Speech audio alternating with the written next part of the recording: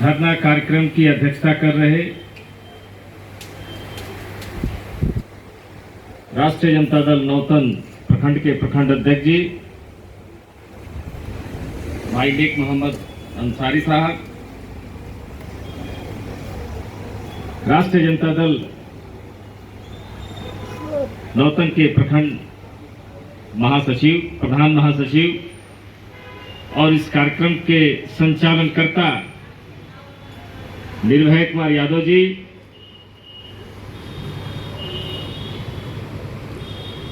इस कार्यक्रम में उपस्थित हमारे साथ चल कर आए जिला राष्ट्रीय जनता दल किसान प्रकोष्ठ के प्रधान महासचिव शत्रुघ्न गुप्ता जी, इस प्रखंड के किसान प्रकोष्ठ के अध्यक्ष रामदेव यादव जी,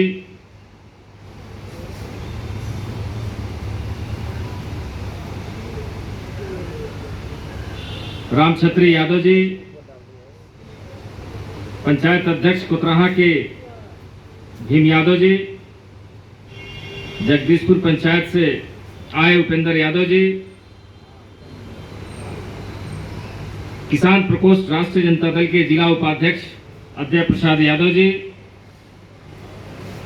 स्थानीय राजद नेता राजदेव यादव जी,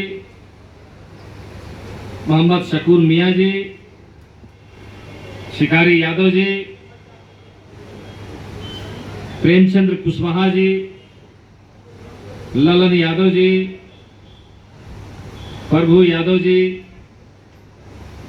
मनोज यादव जी, जय किशोर शर्मा जी, रामायण यादव जी, सीताराम यादव जी, धुरेंद्र चौधरी जी, महेंद्र यादव जी, राजेंद्र यादव जी, संजय यादव जी, लाल बहादुर यादव जी, साहेब यादव जी, शिवनाथ यादव जी, रामध्या यादव जी, विनय यादव जी और सिराजपुर पंचायत के अध्यक्ष बनारसी यादव जी, यहाँ उपस्थित राष्ट्रीय जनता दल के सभी हमारे क्रांतिकारी साथी, आप सबका इस कार्यक्रम में हार्दिक अभिनंदन और स्वागत। साथियों, 11 बजे से हम लोग यहाँ बैठे,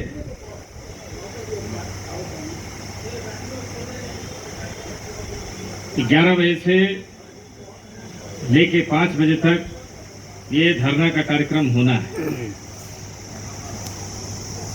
हमारे राष्ट्रीय अध्यक्ष आदरणीय लालू प्रसाद यादव जी के आह्वान पे और हमारे नेता बिहार के पूर्व उप मुख्यमंत्री, युवाओं के आइकॉन तेजस्वी यादव जी के निर्देश पे जिस तरह से इस देश और प्रदेश में महंगाई दिनों दिन बढ़ते जा रही है, आसमान छू रही है और भ्रष्टाचार चरम सीमा पर है, इसके खिलाफ पूरे प्रदेश में राष्ट्रीय जनता दल की तरफ से प्रखंड मुख्यालय पे धरना का आयोजन किया गया। आइए मनन भाई, स्वागत है आपका। हमारे पूर्व राजद के सभी साथी जिन जिन लोगों ने अपनी बात को रखा, मैं समझता हूं कि उन सभी बातों से, उनके सभी जिस वजह से हम लोग यहाँ बैठे हैं, उससे सभी लोग जूझ रहे हैं। इस राज्य ही नहीं, इस देश का कोई ऐसा आदमी नहीं है जो महंगाई और भ्रष्टाचार का मारा हुआ नहीं। सबसे कमजोर कड़ी एक आम आदमी भी अपने काम को कार्यालय में अगर किसी सरकारी दफ्तर में जाता है वो अपनी काम को नहीं करवा सकता, उसे किसी न किसी की पैरवी की जरूरत पड़ती है।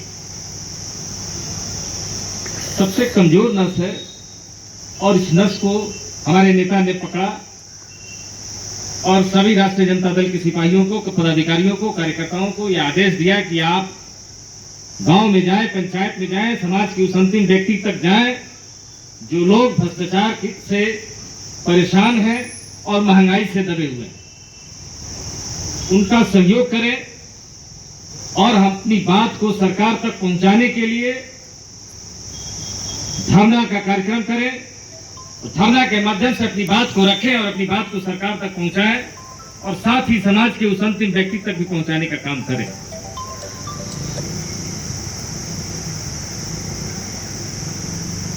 महंगाई जिस तरह से बढ़ रहा है, खाने पीने की सामान तो दूर, शिक्षा की उसके चलते जो शिक्षा बच्चों पर शिक्षा को लेके काफी असर पड़ रहा है। पढ़ाई को लेके जो उन लोगों की जो मूलभूत सुविधाएं हैं, जो जरूरत की चीजें हैं, कॉपी, किताब, पेंसिल, रबर, उस सब पर दोगुना चौगुना टैक्स बढ़ाते जा रहा है सरकार। पढ़ाई बाधित हो रही है, बच्चों की पढ़ाई प्रभावित हो रही है। एक आम आदमी, गरीब आदमी जो गरीब है, जो बीपीएल धारी है, जो मजदूरी करता है, जो रोज 300 रुपया रोज कमाता है, जो वृद्धा पेंशन पर आश्रित है, दूसरों से लेके खाने पे जो आश्रित है, जिसको पहनने के लिए कपड़ा नहीं है, खाने के लिए अनाज नहीं है, बच्चे को पढ़ाने के लिए पैसे नहीं है, वो आदमी अपने बच्चे को नहीं पढ़ा सकता। जिस तरह से महंगाई बढ़ते जा रही, तेल, पेट्रोल, डीजल, इसका सीधा असर किसानों पे पड़ रहा है। और ये हमारा देश कृषि प्रधान देश है। हमारा भारत देश, हिंदुस्तान कृषि प्रधान देश है और इस कृषि प्रधान देश के अंदर ही किसान परेशान है। इस कृषि प्रधान देश के अंदर रहने वाले लाखों किसान अन्य कई राज्यों में कर्ज से दबे हुए हैं, उसके चलते लोग फांसी लगा रहे हैं, आत्महत्या कर रहे हैं, आत्मदाह कर रहे हैं। जब जब चुनाव आता है, इस देश की गद्दी पर बैठे ये लोग हमेशा देश के लोगों को गुमराह करने का काम किया। पिछले सरकार में आपको पता होगा, किसानों के खिलाफ इन्होंने एक बिल लाने का काम किया था। बाजार समितियां बंद हो गई, हमें जो एमएसपी मिलना था वो नहीं मिल रहा। देश के सारे किसानों की जो जमीनें हैं, वो इस देश के 2-4 गिने चुने जो उद्योगपति, उनको देने की बात उस बिल में थी। इस चोरी को पकड़ा, ये धन्यवाद है। मैं धन्यवाद देना चाहता हूं हरियाणा, पंजाब और दिल्ली के किसानों का कि उन लोगों ने इस सरकार की इस चोरी को पकड़ा और न जाने कितने दिनों तक आंदोलन पर बैठा। सैकड़ों लोग शहीद हो गए। उसके बाद सरकार को अपने इस कानून को वापस लेना पड़ा, तब जाके वहां के जमीनों को, किसानों की जमीन बचाई गई। ऐसा नहीं है कि आंदोलन सिर्फ उन्हीं 3-4 राज्यों के किसानों ने किया। आंदोलन हमारे बिहार के लोगों ने भी किया था। सरकार के इस किसान विरोधी बिल का विरोध राष्ट्रीय जनता दल ने सबसे पहले इसकी चोरी को पकड़ा बिहार में, और पूरे बिहार के सभी प्रखंड मुख्यालय में ही नहीं, जिला मुख्यालय में इन सरकार के चोरी को पकड़ा, उजागर किया, तब जाके ये बिल वापस हुआ। ये राष्ट्रीय जनता दल का देश था। हमारे नेता लालू प्रसाद यादव ने इस चोरी को पकड़ा, तेजस्वी यादव ने इस चोरी को पकड़ा, तब जाके ये बिल को सरकार को वापस लेना पड़ा। सरकार को किसानों के सामने, राष्ट्रीय जनता दल के सामने, लालू यादव के सामने, तेजस्वी यादव के सामने झुकना पड़ा। झुकना पड़ा। हम जब एक रहेंगे, इस दुनिया की कोई ताकत, चाहे वो बिहार सरकार की ताकत हो या दिल्ली की, चाहे वो दिल्ली की गद्दी पर बैठे आरएसएस के लोग, हमें तोड़ नहीं सकते, हटा नहीं सकते, हरा नहीं सकते और हमारा कुछ नहीं बिगाड़ सकते। बशर्ते हम सभी लोगों को, जो हम सामाजिक न्याय के जो लोग हैं, जो गरीब गुरबा जो लोग हैं, जो दलित पिछड़ा अति पिछड़ा के समाज के जो लोग हैं, राष्ट्रीय जनता दल के बैनर तले और लालू प्रसाद की नीति और सिद्धांत से जुड़े रहेंगे। हमें कोई माई का लाल तोड़ नहीं सकता, अलग नहीं कर सकता। आज हम यहाँ बैठे हैं महंगाई के खिलाफ। 2-4 उद्योगपति देश के, इनके जो मित्र हैं अडानी और अंबानी, इनको कैसे फायदा पहुंचा दिया जाए, कैसे दिन दुना रात चौगुनी हो जाए उनका, कैसे इस विश्व के सबसे बड़े व्यवसायी हो जाए, विश्व के जो सबसे बड़े जो उद्योगपति हैं उन लोगों में इनका नाम आ जाए। यही दिन रात गुना भाग इस देश के प्रधानमंत्री कर रहे हैं। अभी हाल फिलहाल अडानी महोदय बिहार के धरती पर आए थे और उनके अगुवाई में इस बिहार के मुख्यमंत्री सम्राट चौधरी जी गए और उनको यहाँ आने के खुशी में हजारों एकड़ जमीन उनको दे दिया गया फैक्ट्री लगाने के लिए। पश्चिम बंगाल में नंदीग्राम का मामला मालूम होगा आपको। ममता बनर्जी जी जब मुख्यमंत्री थी उस राज्य में, देश की सरकार ने नंदीग्राम की जमीन को भी देने का वादा किया था अडानी को। वो जमीन अगर उसको दे दिया गया होता तो लाखों लोग बेघर हो गए होते, लेकिन आज सबके साजिश से वहां की सरकार चली गई। भारतीय जनता पार्टी अपनी सरकार वहां बनाई है और आपको बहुत जल्द सुनने में आएगा कि वहां का जो जमीन था, जो ममता बनर्जी के समय में किसानों की जमीन को जो वो नहीं देने दी, बहुत जल्द आपको सुनाई देगा कि वहां की जमीन, टोटल जमीन वहां का नरेंद्र मोदी जी ने अपने दोस्त को दे दिया अडानी को। धीरे धीरे धीरे धीरे धीरे देश की सरकार, ये भारतीय जनता पार्टी के जो लोग धीरे धीरे हर जगह कब्जा करना चाहते हैं। इसकी चतुराई को समझना है। आज हालात क्या है, किसानों की हालात क्या है, छात्रों की हालात क्या है, समाज में रहने वाले उन गरीब लोगों का क्या हाल है, महंगाई से कितने लोग रोज मर रहे हैं। रोजगार देने का वादा किया था, जब शुरू में पूरे देश का दौरा किया और सरकार बनाने की बात थी तो कहा था 2 करोड़ लोगों को हर साल नौकरी देंगे। यही नरेंद्र मोदी देश के नौजवानों से वादा किया कि आप हमारी सरकार बनाइए और हर साल 2 करोड़ लोगों को नौकरी देंगे।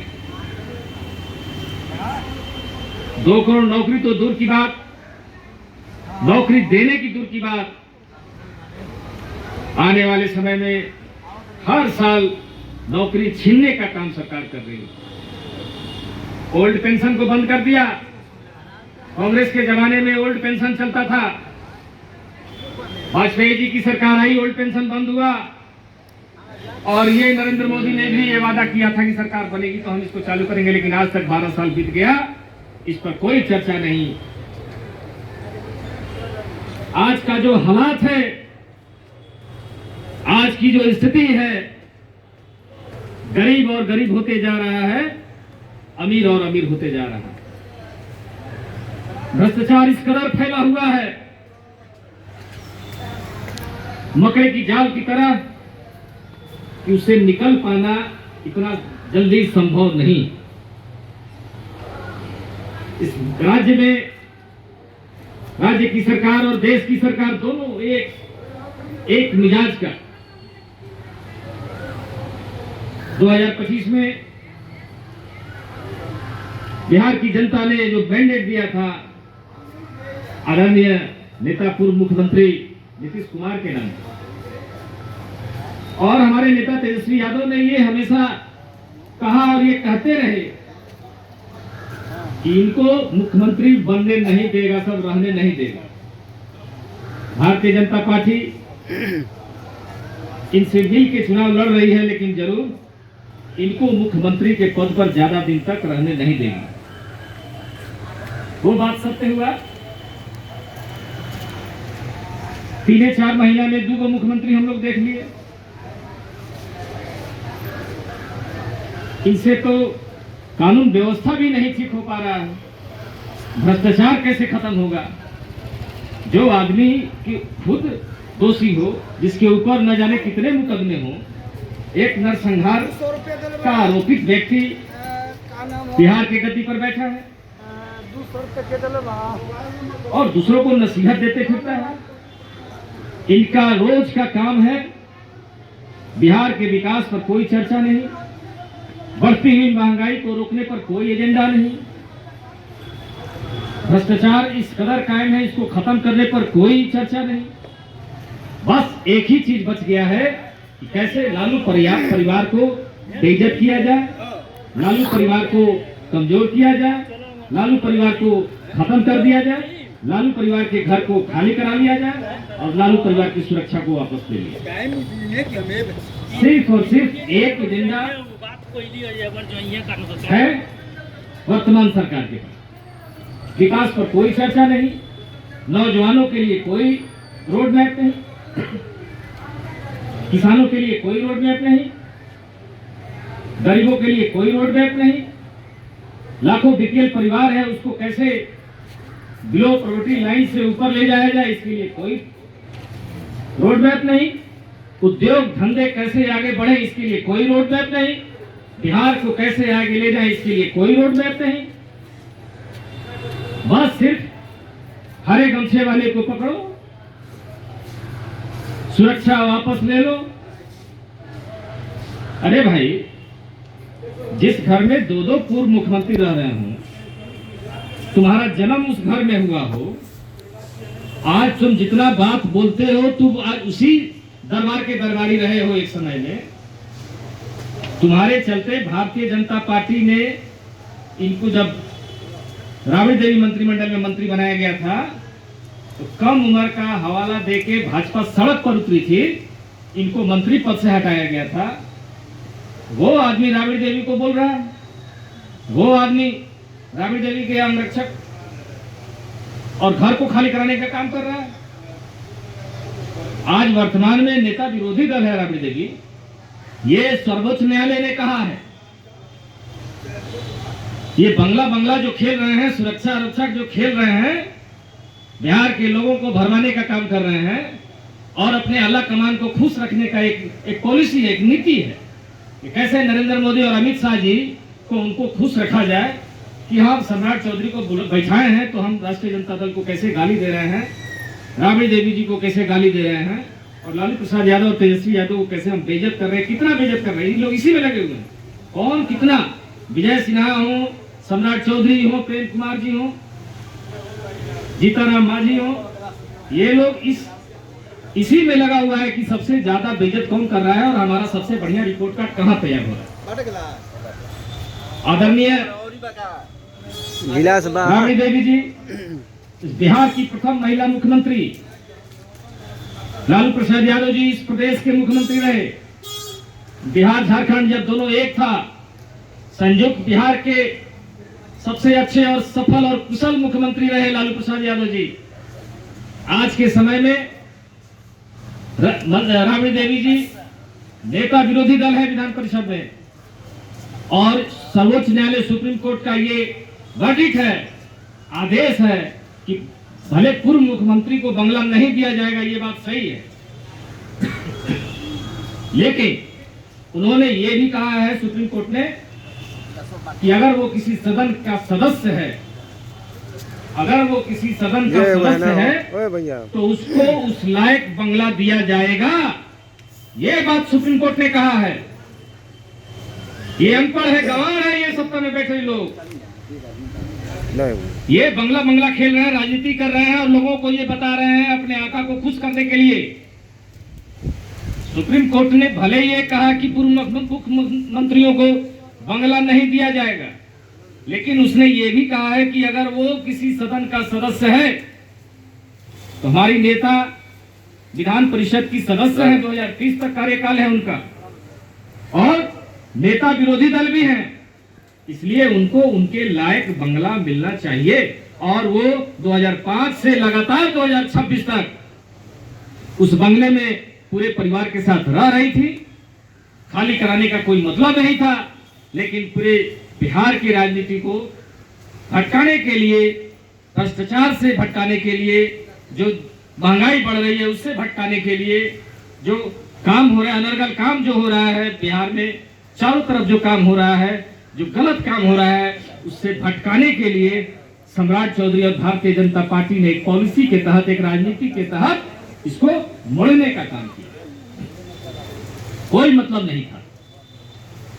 1 दर्जन से ऊपर फ्लैट, बड़ा बड़ा बंगला अभी भी खाली पड़ा हुआ है, और न जाने दर्जनों ऐसे सदस्य हैं भारतीय जनता पार्टी के, शाहनवाज हुसैन टाइप के लोग, जो अब मंत्री बने हैं, जिस फ्लैट में रहे, आज भी वो किसी सदन के सदस्य नहीं है, उसके बावजूद मंत्री के टाइप का बंगला उनको अलॉट है। संजय झा जी को अलॉट है, जीताराम मांझी को अलॉट है। अभी हाल में हमारे पूर्व मुख्यमंत्री नीतीश कुमार जी, वो राज्यसभा के सदस्य हैं। कोर्ट ने ये कहा कि उस बिहार में किसी सदन का सदस्य हो तो उनको बंगला दिया जाएगा। बिहार में तो किसी सदन के सदस्य नहीं है नीतीश कुमार जी, वो तो राज्यसभा है, तो उनको बंगला किस आधार पर दिया गया? और जिस घर में 2-2 मुख्यमंत्री रह रहे हो, पूर्व मुख्यमंत्री, उनके घर को खाली कराने की साजिश हो रही है। तो ये सब ड्रामा है। हम सब आप साथियों को मैं बताना चाहता हूं कि इनके किसी इस बातों में नहीं आना है, और अपने कार्यकर्ताओं को, राष्ट्रीय जनता दल के सभी उन क्रांतिकारी साथियों को ये बात बताना है। और आने वाले समय में जो भी चुनावें होंगी, सब चुनाव में जिस तरह से आप लोगों ने चट्टानी एकता का परिचय दिया, एकजुट होके अपने अपने उम्मीदवारों को जिताने का काम किया, भले वो जीत में नहीं बदला, लेकिन वोट परसेंटेज हम लोग का शुरू से आज तक बढ़ते आया है। इसके लिए आप सबको मैं बहुत बहुत धन्यवाद देना चाहता हूं कि आप लोगों के मेहनत से हमारे जो प्रत्याशी थे गठबंधन के, उनको इतना वोट मिलने का काम हुआ। इसी जो प्रखंड स्तर पे जो आज कार्यक्रम हो रहा है, 17 तारीख को जिला मुख्यालय में, बिहार के सभी जिला मुख्यालय, जिला प्रभारी के अध्यक्षता में और जिला अध्यक्ष के नेतृत्व में विशाल धरना प्रदर्शन का कार्यक्रम रखा गया है। इसलिए ये मैसेज भी देना था आपको, ये संदेश देना था कि आप उस दिन 17 तारीख को जिला में जाने का तैयारी करें। और जो सभी पंचायत अध्यक्ष जो लोग नहीं आ पाए, मुझे दुख है ये इस बात को कहते हुए, उनको कई मरतबा हमने टेलीफोन किया, प्रधान महासचिव ने टेलीफोन किया, और उसके बावजूद इतने महत्वपूर्ण काम को छोड़ के, इतना महत्वपूर्ण विषय पर हम लोगों ने जो धरना का काम किया, कार्यक्रम किया, इसमें वो लोग नहीं आ पाए। ये बड़ी दुख की बात है।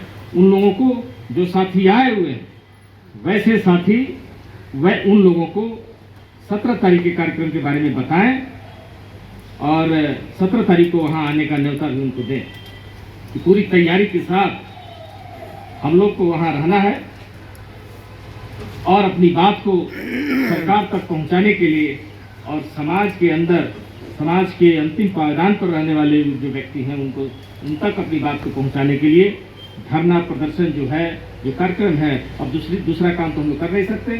धरना के माध्यम से ही, प्रदर्शन के माध्यम से ही, रैली के माध्यम से ही अपनी बात को, और सरकार के द्वारा जो कार्य किए जा रहे हैं, जो समाज के खिलाफ है, जो काम हो रहे हैं, उन सबको पहुंचाने का एक ही माध्यम है जो हम लोग करते हैं। इसलिए 17 तारीख को सबको एकजुट होकर जिला मुख्यालय पे आना है, और उस दिन भी अपना पूरा चट्टानी एकता का परिचय देकर अपनी मजबूती का परिचय देना है वहाँ पे 17 तारीख को। तो मैं समझता हूँ कि सारी बातें लगभग हो गई हैं और समय तो काफ़ी बैठने का भी है, अभी जाना नहीं है। हम लोग एक घंटा और हम लोग धरना पर बैठेंगे और उसके बाद इस धरना कार्यक्रम को समाप्त किया जाएगा। चलिए आप लोग आए, अपना समय निकालें और इस कड़ाके की धूप में सब लोग अपना कीमती समय निकाल के लालू यादव के प्रति और तेजस्वी यादव के प्रति जो आप लोगों ने अपना